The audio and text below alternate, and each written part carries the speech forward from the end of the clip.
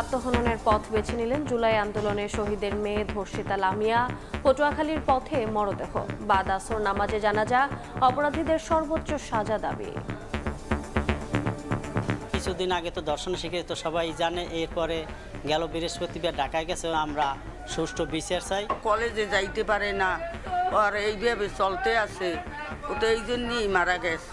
আমার সন্তান জি আছে, আপনার জি আছে, অমুকের জি আছে, এর আমার একটা নিরাপত্তা চাই সরকারের কাছে। হাসি খুশি একটা মেয়ে ছিল, সমাজে মুখ দেখাবে বা সমাজে বন্ধু বান্ধব চলবে, এই জিনিসটা মানিয়ে নিতে পারে না। প্রত্যেক শহীদ পরিবারকে নিরাপত্তা দিতে হবে।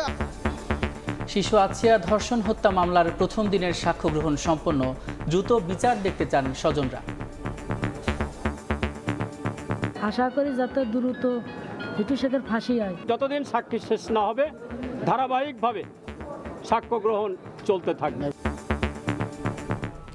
দেখছিলেন প্রধান শিরোনাম। দুপুরের সময়ের সঙ্গে আছি আমি রোজা চৌধুরী এবং আমি সাদিক হাসান ইমন। এবারে অন্যান্য শীর্ষ সংবাদ। নির্বাচন সুষ্ঠু করতে প্রতিটি কেন্দ্রে সিসিটিভি ক্যামেরা চায় জামায়াত। ইইউ রাষ্ট্রদূতের সঙ্গে বৈঠক, প্রধান উপদেষ্টার ঘোষিত সময়ে ভোট আয়োজনের তাগিদ। দীর্ঘমেয়াদী সংস্কারের পক্ষে নয় বাম দলগুলো, দ্বিমত থাকা বিষয়ে জনমত নেয়ার পরামর্শ গণসংহতি আন্দোলনের। ফ্যাসিবাদ বিরোধী ঐক্য ধরে রাখার আহ্বান আলী রিয়াজের।